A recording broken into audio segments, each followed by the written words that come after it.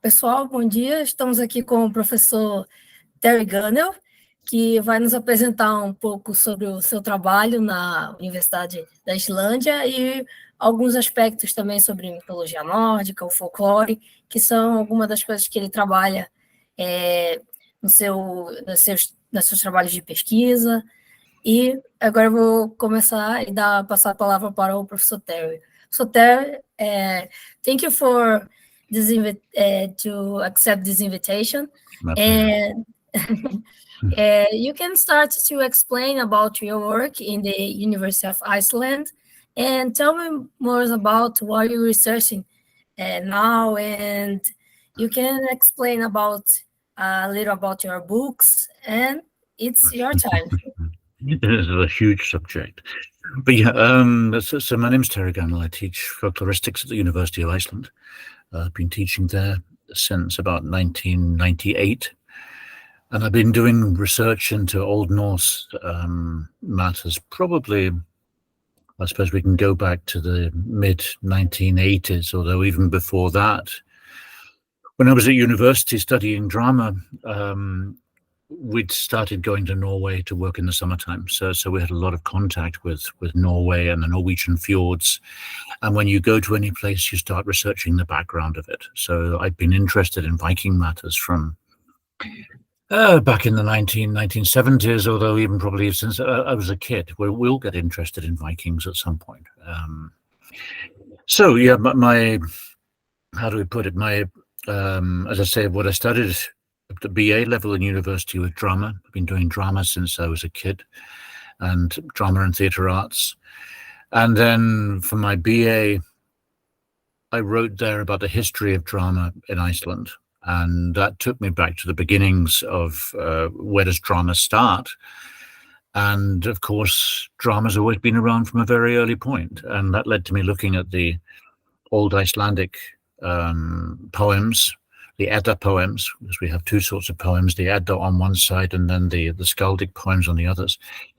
But it became very clear straight away that I read an excellent book by a woman scholar, excellent scholar, probably because she was more able than many other scholars of the time in the 1920s who could speak all of the Scandinavian languages, Icelandic as well. She'd walked around Iceland with her friends on foot.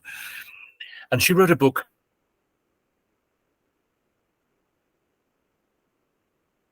that these early poems, many of which were written in like monologues or especially like dialogues, like dramas, were probably dramas initially. Why are they composed in this form with different speakers, just in direct speech? And I thought this was very interesting. And I was very surprised to see when I researched it that she'd presented these ideas in a world of male scholars, one of who said that her book was very good for a woman, and he could say more negative things, but he wanted to be a gentleman. And this was just so awful. She dropped the idea completely because of male reception to her work. And then later on, she just said nothing more about it. But as a drama person, I wanted to look at how these works might have been performed rather than looking at them as literature. I've looked at everything in a sense. From a time when there is no literature, when there's only oral tradition, I've looked at everything in terms of performance, how these works would sound, how they will work in their surroundings, by people watching and receiving and people presenting. And the more I started researching this, the more interesting it got. I was told by certain other scholars, no, this has been dead. There's nothing to do with here, with drama. But still, to my mind, it was something I wanted to look at in more detail. And that's what became my doctoral thesis in 1991, which was a reevaluation of her ideas. And then not really looking at it in the same way that she was, but more as a performer, and then collecting all the information that we have about performance from the Old Norse world, and also folklore, which has people dressing up in costumes and masks, which might also be very, very old. So the book, the thesis, which became a book later on, Origins of Drama in Scandinavia, 1995, really looks at the poems themselves, looks at the manuscripts of the poems, which actually are written very much like dramas in that period, with names of speakers put into the margins. And then looking at other evidence that we have. So this was put forward as a thesis, and that's what I've gone on, in a sense, researching on one side for a long time ever since. I was teaching for a long time in a high school, senior high school, teaching English and drama in Iceland when we moved here in 1979. Actually, I haven't moved here totally yet. As soon as you say you've moved somewhere, it feels like you're stuck there forever. So I'll probably die here, but nonetheless. So I was teaching in the high school first of all, and then got this position as lecturer in folkloristics in 1998. And again, I discovered as I was teaching courses on Scandinavian folklore, Scandinavian traditions. I'd also been teaching courses on medieval drama and just drama later on, Ibsen, Strindberg and stuff. But I realized that everything I was doing was all about performance when it came down to it. Storytelling, passing stories on, the way stories connect with landscapes. What happens when you perform a poem like this in which the god Odin speaks to you directly? How is that different to somebody telling a story about what Odin did in the past? It changes the room. Suddenly the guy is in the room with you. So these aspects of performance in a sense is something I've been looking at all the way through. And I suppose that's one side of my research. Other sides of it are looking at Old Norse religion like folklore, which means that again we need to get away from folklore is an oral tradition. Old Norse religion isn't based on a book like a Bible or the Quran. It's something that would have changed by every area, depending on whether you were hunting, whether you were fishing, whether you were warlike people, depending on whether you were closest to the Germans or to the Russians or to the English. The stories are all going to be different. And they'll change over time, and the same applies to rituals, will change over time.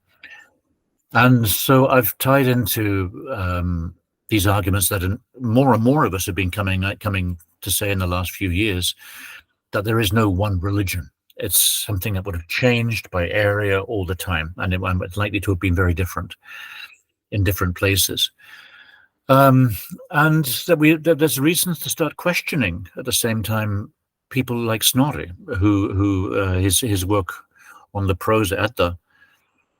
He's a scholar, essentially. He's a Christian scholar. He's a friend of the kings of Norway. He, in a sense, wants to be a king of Iceland himself. Everything he's writing is very political when it comes down to it. So again, we need to have an open mind to everything that we read. Which, as I tell my students, I want them to have an open mind to what I say as I teach as well. Don't trust anything I say. Just take a look at the information I present and see if it makes sense. I want thinking scholars, not what I call stuffed lemons, who just take in what the teacher says and believe it, or what politicians say and believe it. We want thinking people to be the next generation. That's a very long answer to your question, but it was quite a long question. Oh, Is it clear enough for you? It's very fine. And a question about your book of dramatization in Old Norse societies example. We have a scene in the Northman movie that have a dramatization for a ritual for Odin that appears berserks and Ulf Hednars. This scene was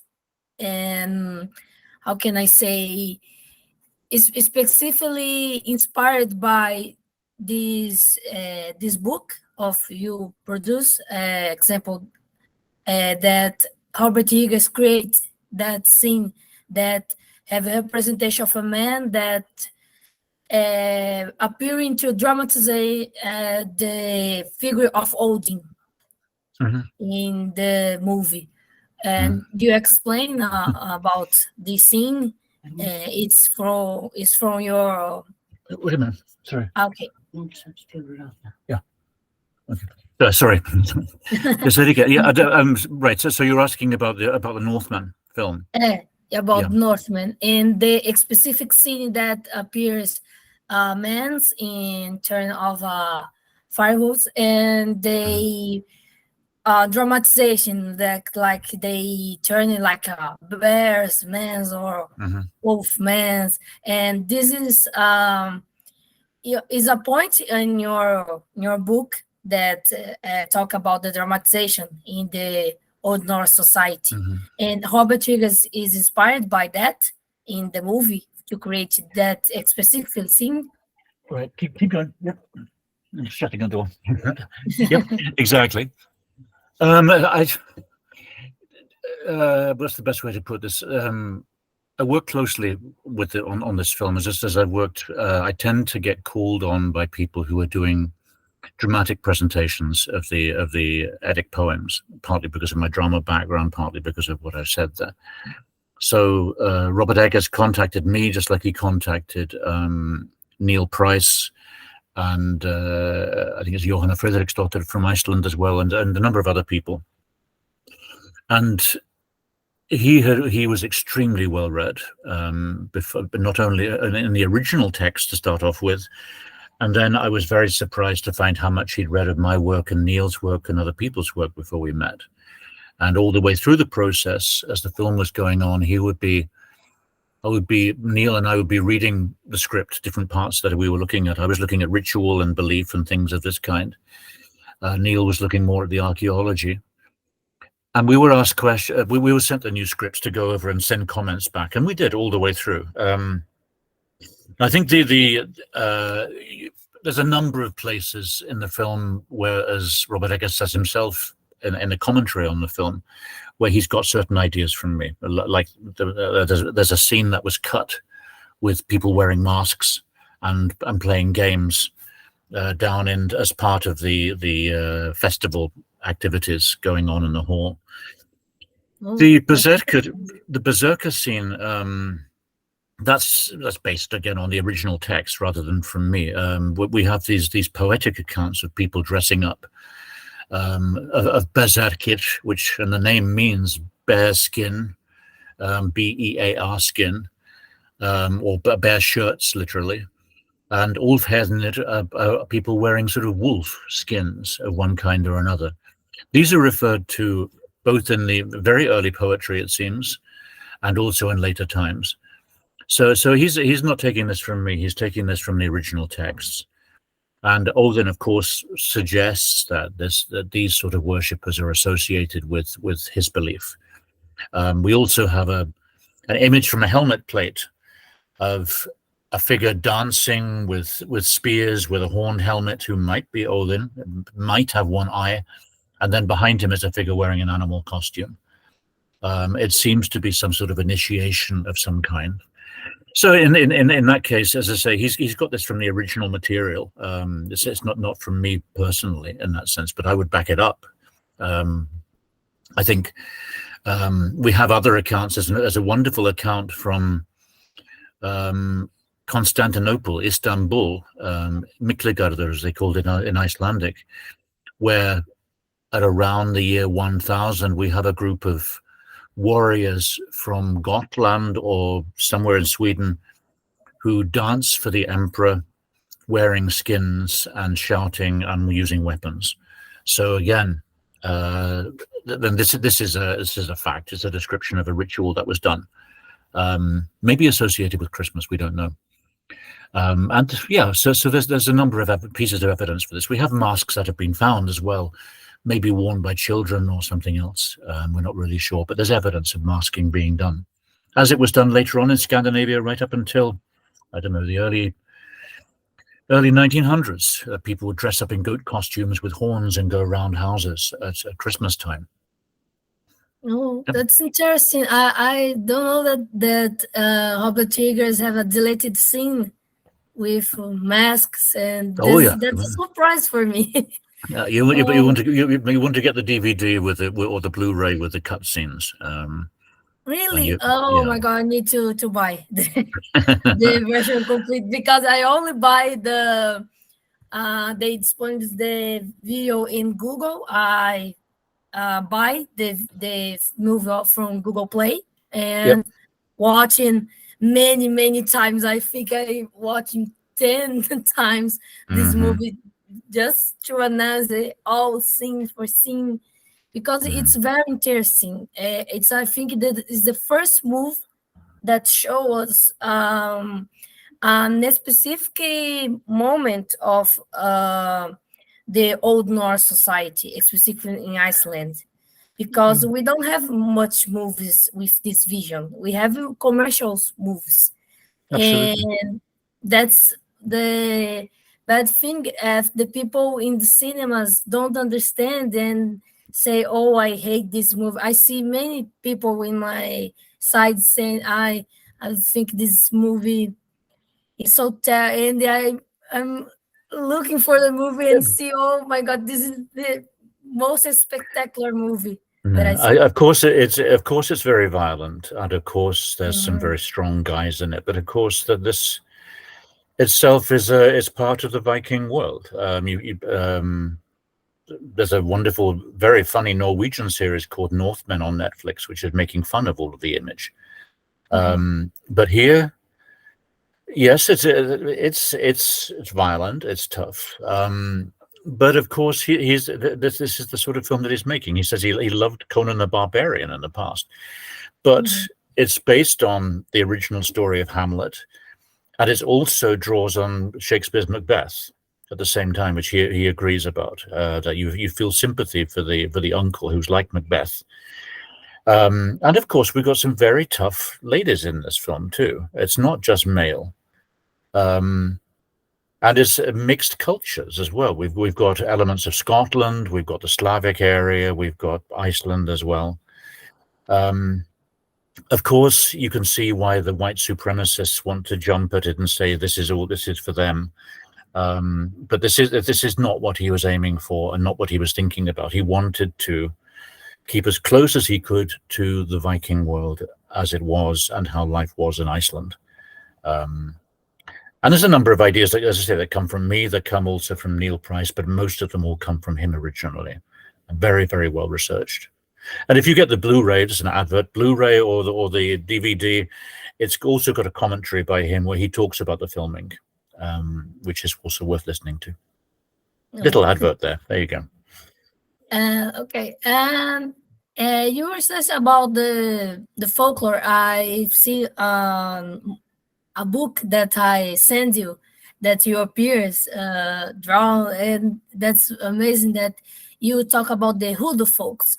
How do you explain the relationship with the Hoodoo folks and the Norse mythology and the context of Iceland today? Because many persons in the present days and believe in that Hoodoo folks, it's part of their lives.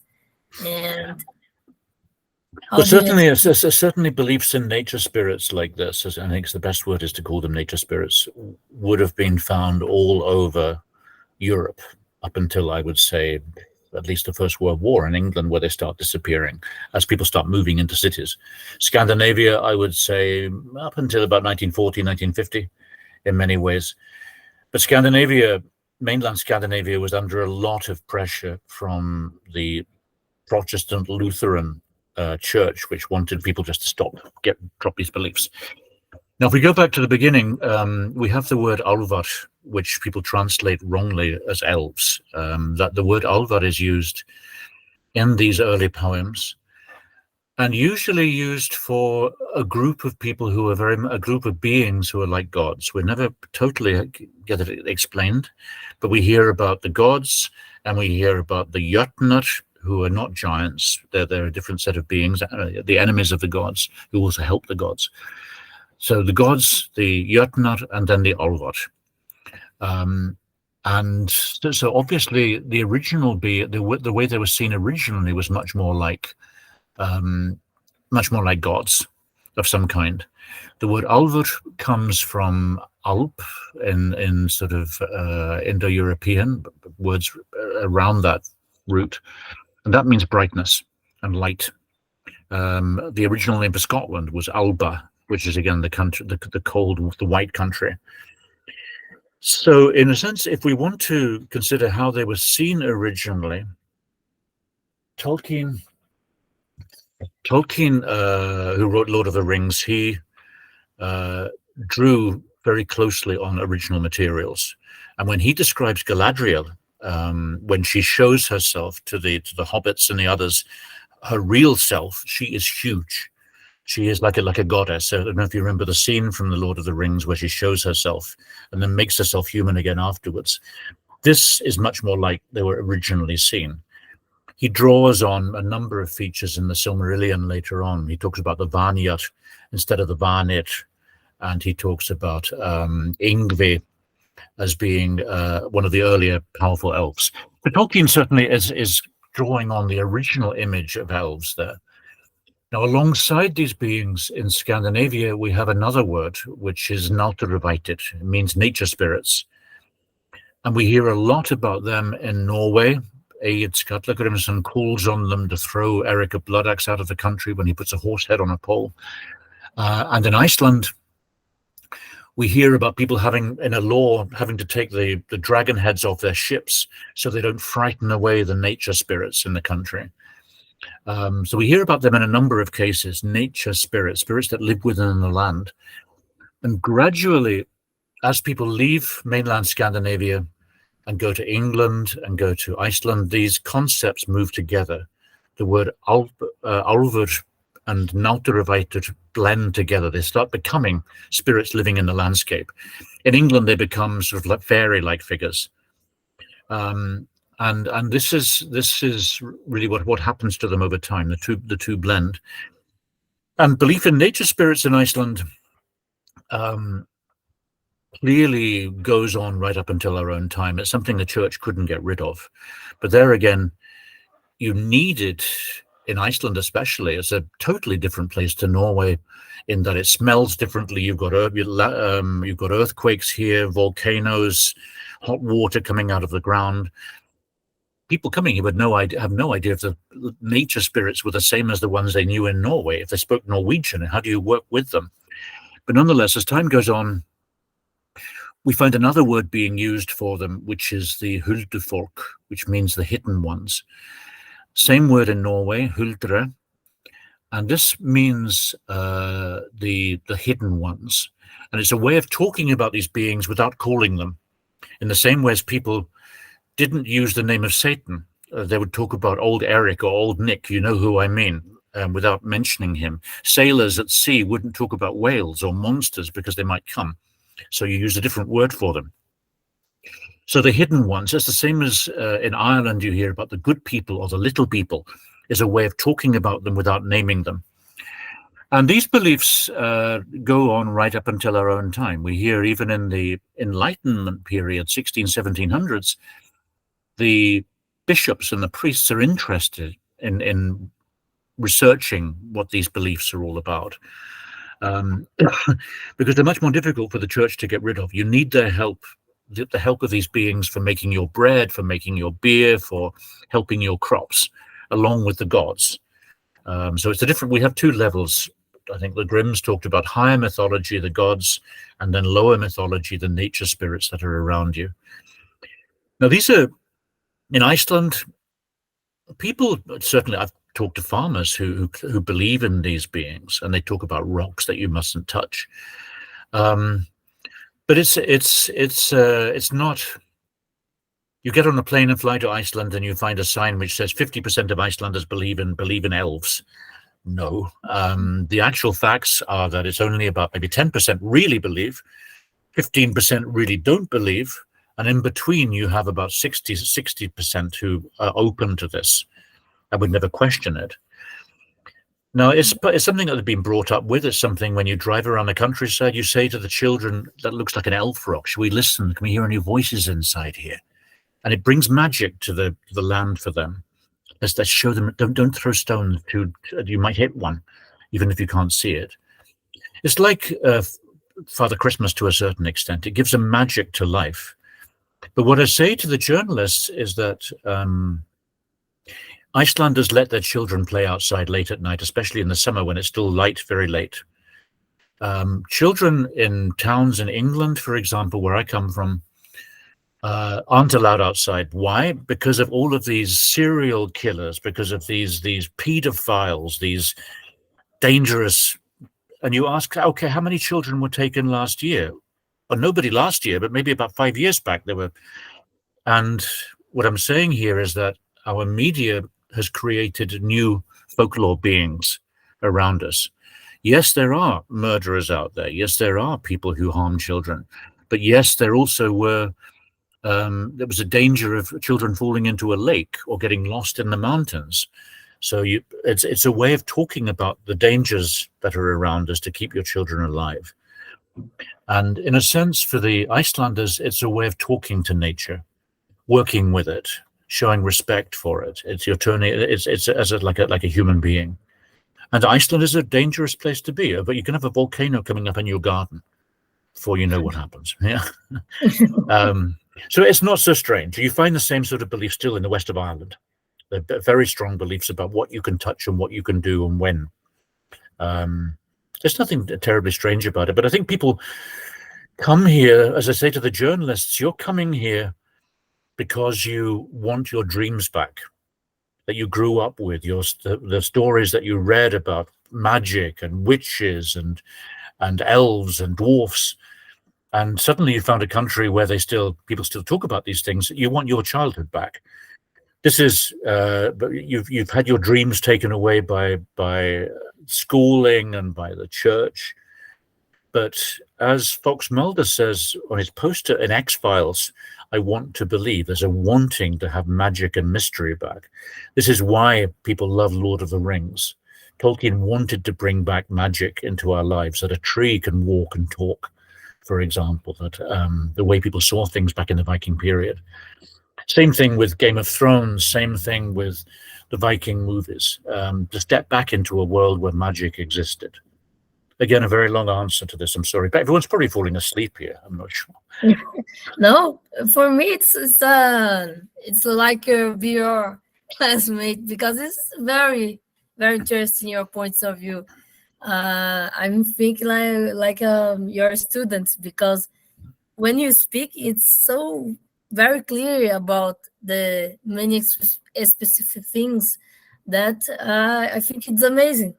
Okay, to good be you like like our my invitation to the channel, because many persons know some, how can I say, some visions of our researches, like a Brazilian's example. I research about Norse mythology, but you have a different vision because you living in a place that have this very intrinsic in our lives. The Icelanders is persons that have many to tell us about the Norse mythology. Example, my next question is about the nature of Iceland. It's possible that it is inspired some events, like you say, the volcanoes, inspired some things like Ragnarok. Example, I see that in some research that say that the Icelandic nature can be explained some events in Norse mythology, like the volcanoes, the Ragnarok, the sea, the some gods like Njord and Ren. You have a comment about that, about nature relationship with Norse mythology? Well, one of my to say that the Old Norse religion scholars are a joy to work with. We don't all agree, but this is fine. We like discussing things over beer and whiskey and whatever else. And this is, of course, there are so many things to discuss and so many things to be open to.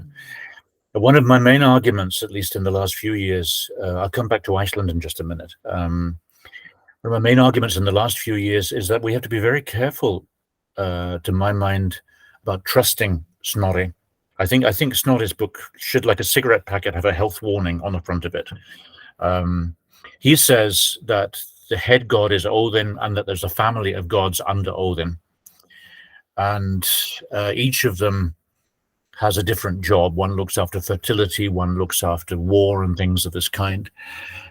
And the more I've been looking at this in the last few years, I'm raising more and more questions to this, because the evidence that I see is that the god Thor is the one who's called on in Iceland all the time. This is the same country where Snorri lived. We have no reference in the sagas anywhere to the Icelanders believing in really any god called Odin. Maybe a few poets, the ones who worked with the kings in Norway and certain areas of Norway around the kings. Yes, there, but not in Iceland. And the other god that you hear about in Iceland is Freyr, but separately. They're always separately. We hear about priests of Freyr, priests of Thor. We never hear about people going to one god for this and another god for something else. That they have different. That they all believe in several gods, a family of gods. So my argument has been, the more I've been looking at this, is that Odin belief, which we get from Snorri and we get from some of these poems, is something that was limited largely, especially to Denmark, but to the new kings who were taking over Norway. And this means around the area of Oslo, around Trondheim, around Uppsala, Lejre, and Jelling in Denmark especially. Kings who are building up big halls for large armies, people who are leaving their families and coming to join them, a little bit like mercenaries. If we mention this awful Wagner group at the moment in Russia, but mercenaries who leave home because they're not going to inherit any land from their parents. There's not land left. So they're looking for ways of making money as Vikings or as soldiers. But they come to the kings who are no longer family rulers. They're rulers of a large country. And they need to have a sort of movable religion that they can take with them, rather than their soldiers running back home to worship in the countryside every few months. They've learned a great deal from Christianity, that they've and the idea of the Roman emperors and the kings in France and Germany. So the Odin belief is something that, to my mind, is developing in around about 500. Most other people, to my mind, certainly Sweden seems to be Freyr, and the underlayer in Norway certainly is Thor, and not because because these people are all farmers. Even a chieftain in the countryside was a chieftain and a priest and a warrior and a farmer and a fisherman. There were all classes together. So the idea of classes for gods doesn't make sense, except for the Odin people, who are definitely warriors and high-class people. They live in a place like Asgard. Those people around the king, and the king we see later on in family genealogies says his family comes from Odin. He's got the blood of Odin inside him. He is Odin. He can act Odin by quoting a poem, putting a helmet on where one of his eyes lights up in the evening, and suddenly, so the chieftain is Odin at the same time. People are leaving offerings around his house rather than in the countryside. For other people, it seems a deeper root, much more difficult to get rid of with Christianity, is Thor, especially in Western Norway. Now, you were asking about the landscape and what effect this has. And you mentioned Ragnarok. I think Ragnarok, to my mind, is especially associated with those warriors and those new kings. They are the ones who want people to die and believe they're going to come to a perfect paradise of male warriors together, served by wonderful women who are bringing wine out for them, and things of this kind, where you fight and you never get killed. It's a version of a warrior heaven. But for most other people, they don't want to die. They need to be there to keep the farm going. They need to be around. Death isn't a perfect thing to go for. So for most people, well, to follow on from that, so Ragnarok, the end of the world, the great battle at the end, is something that all of these warriors were ready for. It fits that mentality. For other people, I think the idea is more circular, that the world grows dark, like it does in Iceland, where it starts in the middle of the winter, it gets light at about 10:30 in the morning, starts getting dark at 2 o'clock in the afternoon. The sun is very low on the horizon. It's almost disappeared. And in a sense, I think for farmers, the idea of a year where you have light and you have dark, you give sacrifices, you hope the sun will come back. It's a continuing circle.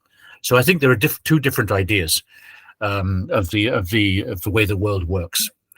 Now, you also asked about Iceland and the influence of nature.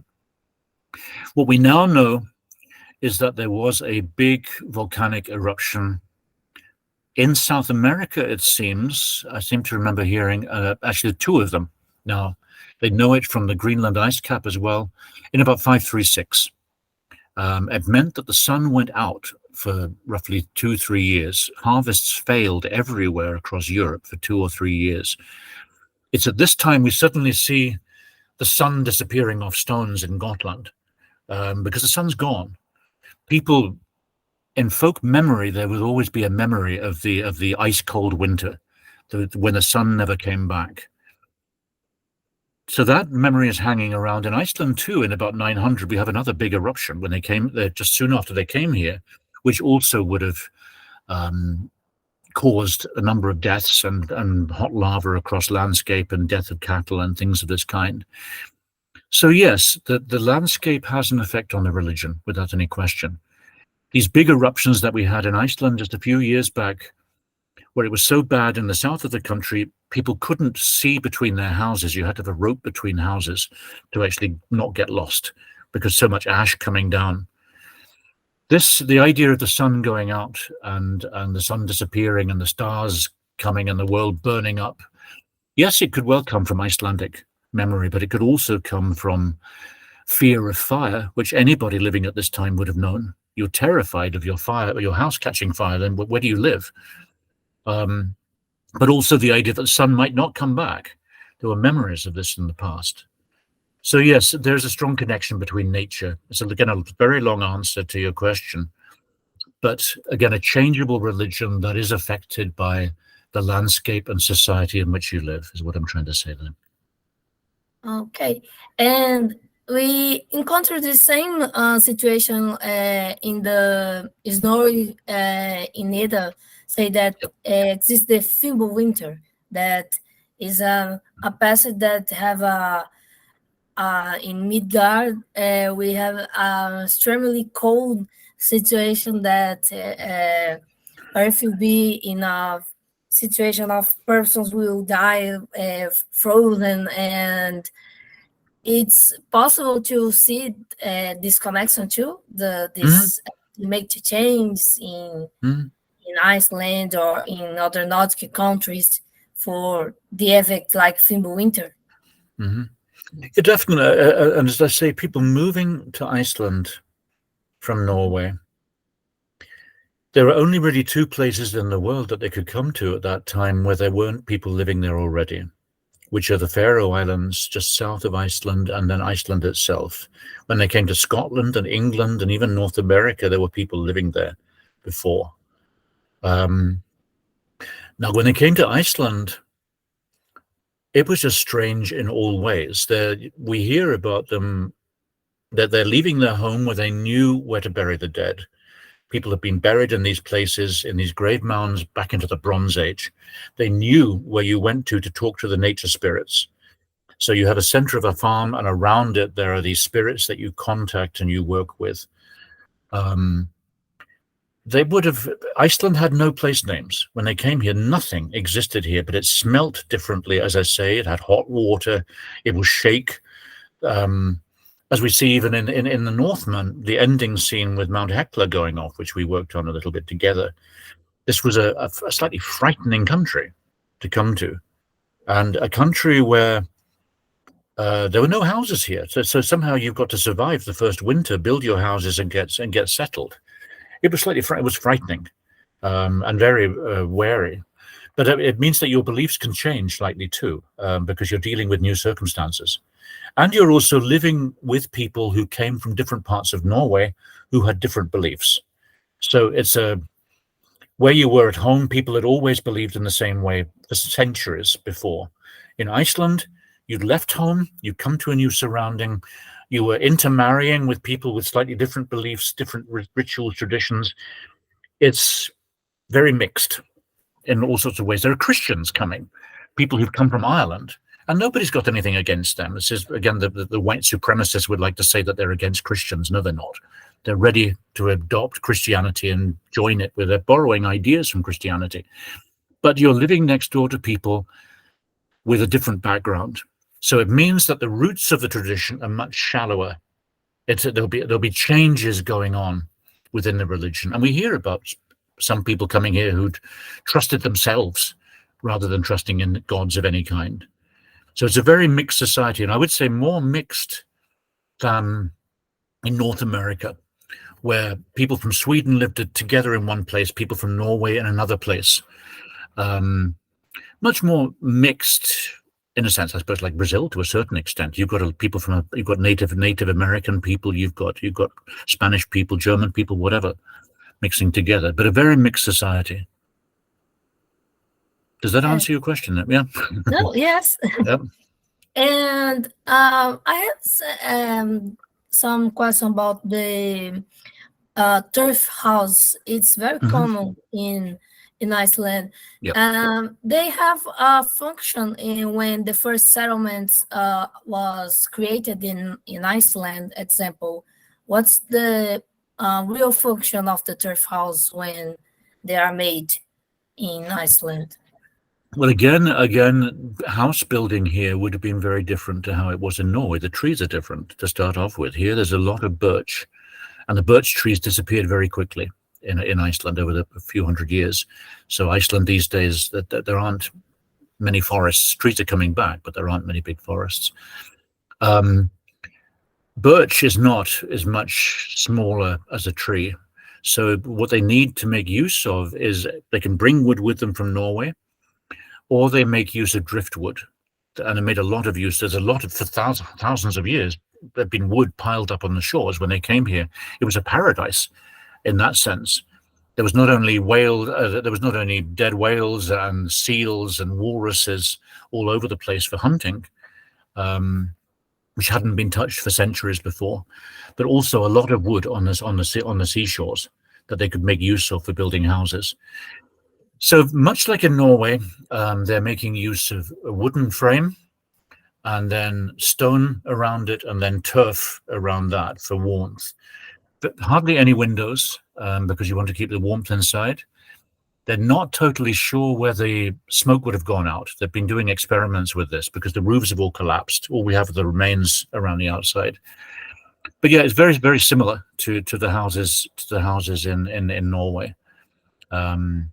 But when they come here, first of all, it looks like they would make use of small houses in the ground for maybe the first winter, and then later on, then gradually build the houses. It would take time, but then working together as a group to build houses. But it does take time, and so the first winters here would have been difficult. It seems that the first people who came here were hunters who came from Norway, did some hunting of seals and walruses, and went back home, and then later settled here. That's what it seems to look like at the moment. Does that answer? Yeah. Yeah. Okay. And a specific question returning about Odin. We see connections with other societies, like we see Odin represent in the Anglo-Saxon mask, like the Sutton Hoo mask of the helmet, and other connections with the helmets, like we see in the representing the Northman movie, that one eye is the person don't have one eye, and it's like to be Odin. It's in all Germanic societies, or in only a specific societies from like the Vendel period and Anglo-Saxons. We have these specific moments that Odin appears, or Odin is divinity that is all in these groups of the Germanic groups, like in the principal god, call it Odin example. Yeah, again, as I say, but these white supremacists who are a bit sort of in love with the figure of Odin need to do a bit more reading. In the case of Odin, he's very much a changing character over time as the kings are taking on this belief. This is, to my mind especially, but I think there's evidence for this. His whole image, as he's the only god who is called a father. So he's very much like the new kings, the new chieftains in their big halls who have armies around them. Very male society, have no interest in farming, but are just warrior people. Now, the idea of the one eye. What is interesting? Yes, we hear about this from Snorri and elsewhere, and in one poem it's suggested too. But it's very interesting that when poets refer to Odin and describe him in poetry, the most obvious way to describe him would be the one-eyed one or the blind one. And actually, there's hardly any references to him being called the blind one. What I suspect is that this is a development. And as I say, Odin is gradually taking on things from other gods. I think it's taking on stories to do with other gods. Freyr, his name means Lord. He must be the highest one if he's called Lord, but Odin has become above him as well. He's become the father of thought, for example, like the Christian God becomes the father of everybody. We hear about Odin takes over Freyr's ship for a while. His wife gets the feathered cloak which Freya had before. There's almost elements of a sort of Donald Trump figure here somewhere with Odin, sorry to say. There's other names, B figures from Brazil floating around here. But this sort of ruler who's sort of taking everything to himself, swallowing them up. I've described him to my students here as a vacuum cleaner god who sucks everything up to himself. Now, in a sense, we hear about him first of all, when he's first of all described, he's compared to Mercury. And Mercury is not the high god. Thor, on the other hand, is described as being like Jupiter and Zeus, the god of the ruling god with thunder and lightning. So he's been put into a secondary position. The Mercury figure is a god of travel and of healing and of magic. And as my good friend Jens Peter Schett has argued, maybe when the Germanic tribes started traveling, there would be one home god, and then the traveling groups would take on a different god. And a little bit like Hell's Angels forming a group around themselves of secret knowledge that you belong to for the warrior group. And maybe this became more and more important as they came back from Rome later on, and in a sense takes over. But this is just discussion, as I say. But with Odin, he begins as being like Mercury. He's a god of magic. And by the time he gets to Sweden, he's become the god of war in the way that he's being described. He is changing and moving. And he seems also to be taking over Seidr, magic from Freya, things that women were associated with, the idea of seeing into the future. He picks up from them as well. Religion that used to be in the hands of women is being moved again to the men. Everything's becoming very macho, male. That's where we get the remains of these women who traveled around prophesying. These are women who have that ability. The goddesses are the ones who can see into the future, not the men. The men are all very bound to the present, except for Odin, who takes from them the ability to see into the future.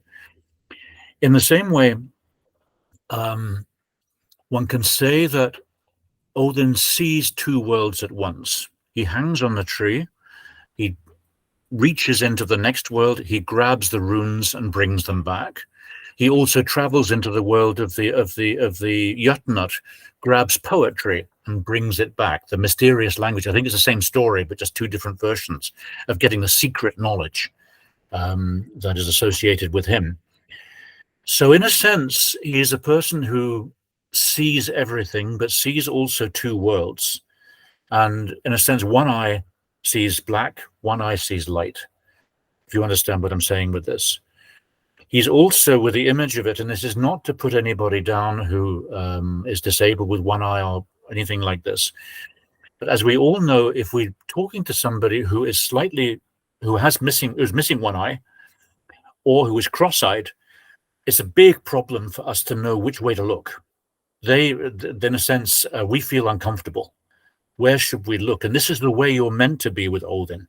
He wants you to feel uncomfortable. You don't know if he wants you to die or he wants you to win or whatever else. So everything about him is mysterious, uncomfortable, strange. And in a sense, I would argue that initially it was meant that he saw two worlds. He's given one eye to the well, underwater, the underwater world. The other eye he keeps here. So in a sense, he can see down below and he can see up here.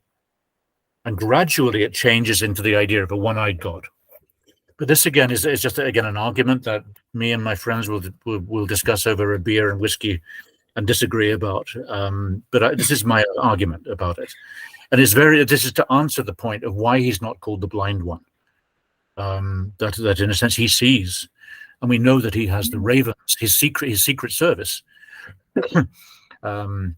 QAnon at the moment has got this crazy idea that pigeons don't exist, that they're all spying on us. They're made by governments. I think this all comes from the idea of Odin and his ravens. You never know which birds are looking at you. It's his secret service. Yeah, I saw recently a documentary from the Danish TV that have some points about Odin. That's that I question to you, because I have a suspect about many representations of Odin. And when I saw this documentary, I said, oh, this is exactly that I possibly think about that, because I see Odin representing in the Yellowstone from Harold Bluetooth. I see Odin representing in the Gosforth Cross that say, oh, but this is Jesus. But I think that's not exactly only Jesus. I think that's Odin represent. There's a blending. I've said that the biggest change occurs with the acceptance of Odin. Once you've accepted Odin, a god who offers you paradise, who dies into the next world, who's the father. And it's a top-down change here. It's very different to where Christianity began, which was bottom-up. Now it's you go to the ruler, you get the ruler to change, then you change the country. Same happened in Iceland, in a sense. And in a sense, the rulers, Odin was their god. They're the ones who accept the change into Christianity. It's very easy. Thor is the god who is much more difficult to get rid of amongst the common people later on. And especially, as I say, as Neil Price has said, when you put the Sutton Hoo helmet on, and you're in a dark room in firelight, which is reflecting all around you. There's smoke in the room. The voice suddenly changes as you speak out of the helmet, and then one eye disappears, and both eyes are dark, but only one of them is marked by a line around it of rubies and gold. And suddenly the god says, I hung on the tree for you. And it's like the Christian Mass, where the priest says, this is my blood, this is my body. The priest is, at that moment, is Jesus. And you are, at that moment, in the Last Supper. So in a sense, it's two worlds at once created dramatically in that moment, as soon as the chieftain says, I hung on the tree. And then you're uncomfortable. Where are we for a minute? And in a sense, for the warriors, we are the dead already. We've decided to die for the king. We are the dead. But we're going to go to a better place where there's going to be wonderful food and hamburgers endlessly and great wine and beer and ladies and whatever else. Yeah, I saw this. Macho paradise. Yeah. I saw this in your example in the documentary, because the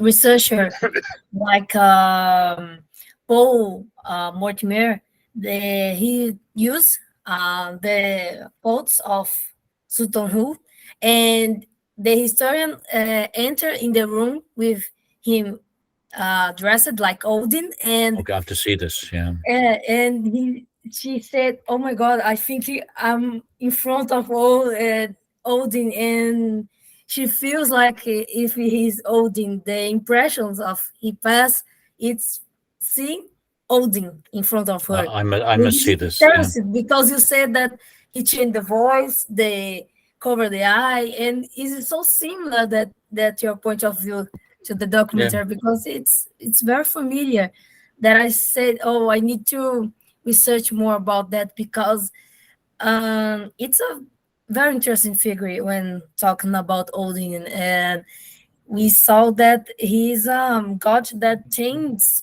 in many times. Example, they say that he very close to the figure of Atla the Un. They say that the point of view that Atla is probably was one of the representation of this, is an expiration of the figure of Odin. It's perhaps, yeah. yeah, it's a very interesting point of view. I think just to add a little bit on this, I've also written about the hall, and if we go to Native American cosmology and Christian and what else, that the house often has a symbolic meaning. The temple, in a sense, faces a particular direction. It has connections with the holy world, the sacred world. If you go into a church, often there are stars up in the ceiling, suggesting that that the church is the world. Here is where heaven is. Here is where hell is, over there. And as I've argued, there is a good evidence to support the idea that yes, the hall could be turned into a cosmology. If we look at the poem Beowulf, the hall, the name of the hall, Heorot, is very much like the word earth and also heart. It becomes an image of the world. And holding up the ceiling in all houses are little bits of wood called dwarfs, dwergar, and the dwergar hold the sky up. And down from the sky come pillars like trees. In a sense, we have the world tree coming down. And around the high seat where the chieftain sits, and in front of him will often be a pot, because they're going to have hot water somewhere, and that gives you a well. So you have the well, the tree, the chieftain sitting in front of it, and all he has to do is to say, I hung on the tree, and suddenly our room is changed into a new place, like in a drama. So yes, it's absolutely. So I think for a moment, like in a church, you can take people back into the holy world for a minute and then bring them back out afterwards later on. So we can resume that all of these episodes that start the figure of Odin, it's dramatization. It's principally dramatization in this point. I think that those poems, at least, which are written as monologues, which were like Grimnismal, where it's just one person talking, which is Odin, who says he's in a hall burning between two fires. As soon as he starts talking, he turns the hall where it's being performed into the hall where he is in the mythological world, just like in any drama. Other poems like Vafthrudnismal, the words of Vafthrudnit, that too takes part in a hall. It's a little bit, it's a contest between a Jotun and a god. And I've talked about that as a performance. Skirtnismal also has the speaker markings in the margin, which are very rarely shown, but the manuscript shows place names in the margin away from the text. That takes place outside, but it has a movement from a house to the wild where women live, from the male to the female, and a sort of blessing that takes place there. Sigurdrifamal, Fapnismal, same thing. These are dramas. But the other poems, like Thrimskvida, for example, the poem about Thor dressing up as a woman, that is told as a story. It tells about something that happened in the past. It's not happening in front of us, even though it's very dramatic in many ways. So we have two sorts of poems, some of which are very much like dramas, which take us into a different world. Other ones just tell us about a different world that happened in the past. So I think we need to be aware of both of them. Oh, that's very interesting. And just a final question, Professor. When you see example in Olaus Magnus, the description of northern people, we see an image that Thor is the center and Odin is in the side. Yep. And Thor is for just in some places the principal god in compared to Odin. It's an example that allows see Thor in his research is then more important for some place that compared to Odin, or Odin is not the principal divinity, is the real principal divinity is Thor. Or is this the connection with this? I think that account is very interesting in all sorts of ways. This is by, it's not Olaus Magnus, it's Adam of Bremen initially, who describes the gods in Gamla Uppsala. And people in the past, and just very basically for your listeners here, it's somebody who was there, went there in about 1050, and tells Adam about this later on. So he says, I heard this from an old man who was there. And it's described as being like a theater where these celebrations are taking place, which I think means people are sitting on grave mounds around, watching things happening in the middle, like in a theater, like in a Roman theater in some way. And then in the middle, we have this temple, and we have the three gods, statues of the three gods there. And he says that Thor is in the center, and either side we have Odin, and then we have Frikko, which seems to be Freyr, which has a large phallus. Now that account, certainly you can say that this questions the idea of people having one god, which I've been suggesting before, as the earlier form, except that in this case, it is a gathering of all of the people of Sweden who come there every 9 years. And the people of Sweden are not necessarily going to all have one god. You have different gods from different areas, if you understand, as their family gods. Not because, as I say, not because they're farmers or whatever else, but certainly Odin will be warriors without any question, or the new upper classes. A Thor is in the center. That could be used to support what I said earlier on, that Thor was actually the highest god for most people. We find place names with his name all across Denmark and Sweden and Norway. Odin we only find really around Denmark and where the rulers were in place names. Freyr we find especially in Sweden and in the east of Norway, but not in Denmark at all. So there are differences by area in place names, which Stefan Brink has been showing quite effectively. So this is the gathering of several gods. And these are the three gods from place names, we see that these are the three gods who were most important in Sweden at that time.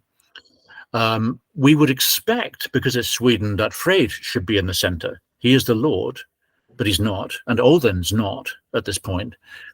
What is possible is that they rotated.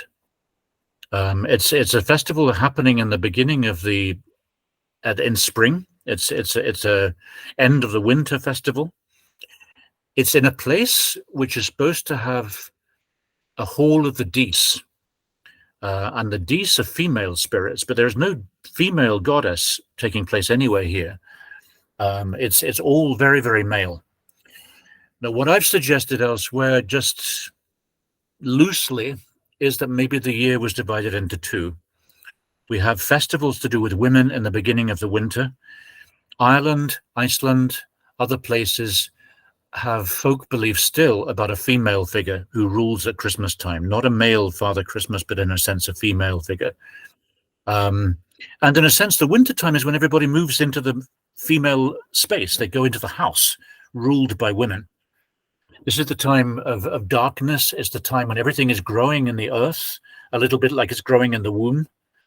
And then comes the spring, when the plants start coming up. The spring is the time for warfare, for law, for trade. The winter time is the time for inside.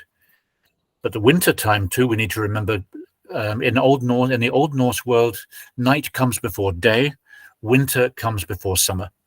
The day begins at 6 o'clock in the evening, not in the morning, if you follow what I mean. So in a sense, the world of women comes first, and then the world of men afterwards. Just an argument. And certainly Uppsala, that description is very male, the beginning of the time for trade and warfare, where we have three gods. And maybe it changed, different gods, different times. Maybe Thor was the highest god at that time, and Odin was taking over.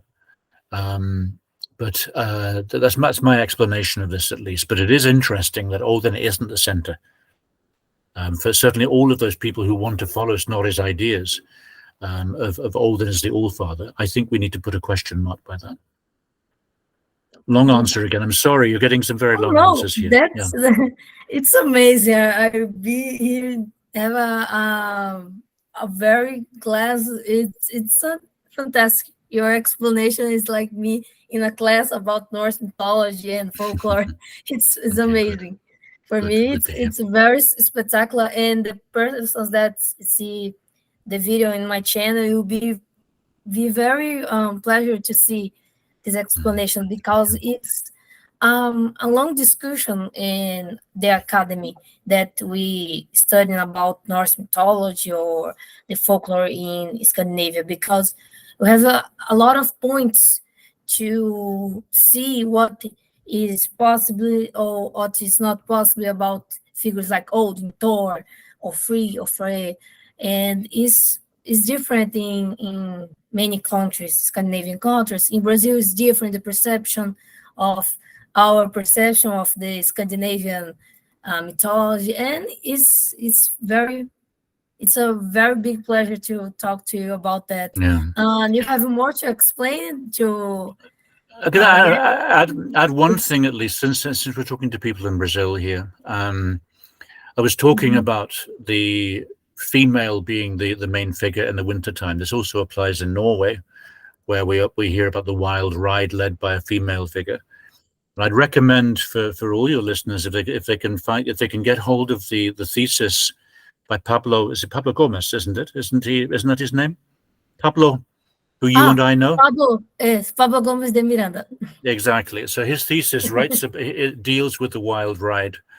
And there's a lot of very interesting things there with a female figure leading warriors down from the mountains in wintertime. Some amazing stories that you'll find in his thesis there. So I recommend that thoroughly. Yeah, I saw that. It's amazing thesis that I could read. The thesis. He's done some excellent work. It's extraordinary. I love all the members of NEV conduct the researches, because it's very different.